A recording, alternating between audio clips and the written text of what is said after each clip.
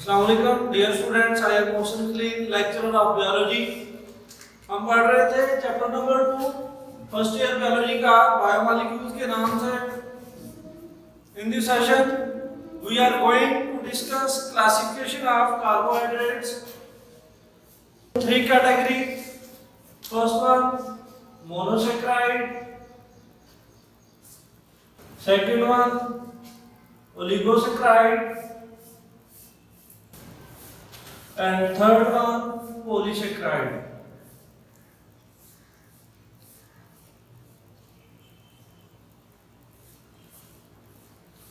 Carbohydrates are also known as saccharides. The word saccharide is derived from Greek word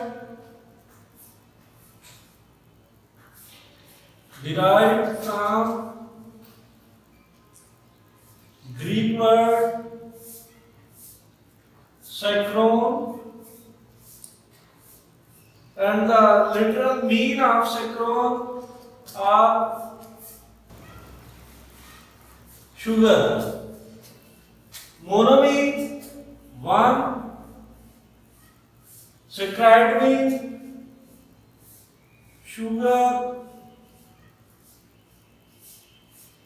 unit। तो definition देखते हैं। One saccharide, one sugar unit और one saccharide unit are known as monosaccharide. Similarly oligosaccharide, oligo means few, saccharide means sugar units। Few sugar units are known as oligosaccharides. They are mostly composed of 3 to 9 monosaccharide units. Poly means many, saccharide means sugar units. Many sugar units are known as polysaccharide. They are mostly composed of 100 to 1000 saccharide units. Now we are discuss monosaccharide। Definition students आप पढ़ चुके हैं। Single sugar unit या one sugar unit जो होता है उसको आप बोलते हैं मोनोसैकेराइड। मोनोसैकेराइड की डेफिनेशन हो चुकी। अब हम इसकी एग्जांपल देखते हैं।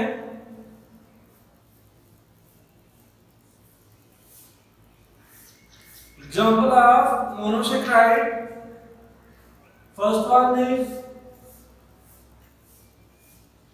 glucose,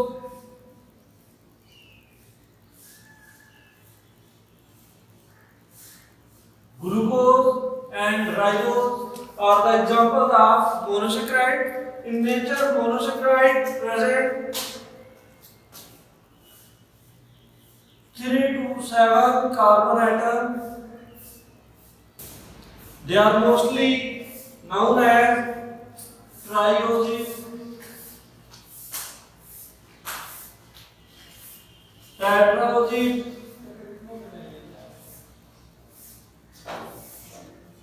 pentaoses,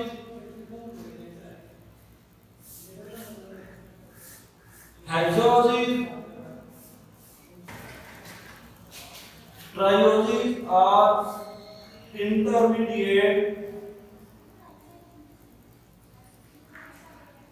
in respiration and photosynthesis. Hexoses are the most important monosaccharide from the biological point of view. Now we discuss about the structure of glucose. General formula of monosaccharide CnH2ON। इसका मतलब है अगर carbon का एक होगा तो hydrogen के होंगे 2 और एक ऑक्सीजन का होगा। ये हमने सेकंड लेक्चर में भी पढ़ा था इसकी रेशो के बारे में 1:1। अब हम देखते हैं कैसे कार्बन का एटम एक होगा और हाइड्रोजन के कैसे 2 होंगे और ऑक्सीजन का कैसे एक होगा। तो ग्लूकोज का जो स्ट्रक्चरल फार्मूला है वो C6H12O6 है। अब इसको देखते हैं, जो ग्लूकोज का स्ट्रक्चरल फार्मूला है ये मोस्टली स्टूडेंट्स को कंफ्यूज करता है। आपने ये याद रखना है कि कार्बन नंबर 3 के ऊपर आपने हाइड्रोक्सिल का जो फंक्शनल ग्रुप होगा उसको अपोजिट साइड पे लगाना है, बाकी सेम साइड पे अपना हाइड्रोक्सिल अटैक करते जाना है। एक बार फिर से सुन लें, कार्बन नंबर 3 के ऊपर हाइड्रोक्सिल का जो फंक्शनल ग्रुप होगा उसको अपने अपोजिट साइड पे लगाना है। अब यहां से देखिए ये तो हो गया एल्डिहाइड का फंक्शनल ग्रुप। अब हम फार्मूला देखते हैं, हमने कहा था अगर कार्बन का एक होगा तो हाइड्रोजन के दो होंगे और एक ऑक्सीजन का होगा, तो यहाँ पे देखिए ये कार्बन, एक कार्बन है, एक ही हाइड्रोजन, एक ही हाइड्रोजन, दो हाइड्रोजन हो गए और एक ऑक्सीजन हो गया। बिल्कुल ऐसे ही इसके साथ होगा, एक कार्बन के साथ दो हाइड्रोजन होंगे, एक ऑक्सीजन होगा। इसके अंदर जो फंक्शनल ग्रुप है वो एल्डिहाइड का है। इसको, इस मोनोसैकेराइड को हम एल्डोज शुगर बोलेंगे, एल्डोज शुगर। इसी तरह हम राइबोज का देखते हैं, राइबोज 5 कार्बन का बॉन्ड है 1। ये राइबोज का स्ट्रक्चरल फार्मूला है। अब आपके जहन में एक क्वेश्चन आएगा कि हमने तो जनरल फार्मूला में पढ़ा था अगर कार्बन एक होगी तो हाइड्रोजन दो होंगे और एक ऑक्सीजन का होगा, लेकिन यहाँ पे एक कार्बन के साथ 3 हाइड्रोजन एटम कैसे अटैच होंगे। तो आपने 10th की केमिस्ट्री में पढ़ा होगा कि अल्केन का जो फार्मूला है वो है CnH2n+2। कार्बन का एक है, हाइड्रोजन के दो होंगे। अब जितना भी मॉलिक्यूल होगा या कंपाउंड होगा उसके एक ही साइड पे हाइड्रोजन अटैच कर देना, एक ही साइड पे हाइड्रोजन अटैच कर देना। अब देखिए यहाँ पे हमने फंक्शनल ग्रुप अटैच कर दिया, पीछे रह गया एक हाइड्रोजन, वो हाइड्रोजन उठा के हमने यहाँ पे लगा दिया। अब देखिए ये कार्बन है, एक हाइड्रोजन इस साइड पे है, एक हाइड्रोजन इस साइड पे है, ये ऑक्सीजन का है और ये जो हमने लगाया है वो अल्केन के फार्मूले से लगाया हमने, उसके फार्मूले के अकॉर्डिंग लगाया हमने। अब देखते हैं जब हम ग्लूकोज को उठा के सॉल्यूशन में रखते हैं तो ग्लूकोज होता है ये देता है 5 carbonate ring structure. When we put the glucose in a solution it gives a 6 carbonate ring structure named as glycopyranose. जो है ये इंपॉर्टेंट शॉर्ट क्वेश्चन है मोनोसैकेराइड के बीच में से। अब आप देखते हैं इसका स्ट्रक्चरल फार्मूला कैसे होता है। स्ट्रक्चरल फार्मूले के बाद जो रिंग स्ट्रक्चर है ये कंफ्यूज करती है, जो आपने याद कैसे रखना है, पहले और लास्ट जो कार्बन का नंबर होगा 1 और 4 के ऊपर आपने हाइड्रोजन को टॉप पे लगाना है, हाइड्रोक्सिल को नीचे लगाना है। सेकंड पे एज इट इज ही हाइड्रोजन ऊपर होगा, हाइड्रोक्सिल नीचे होगा।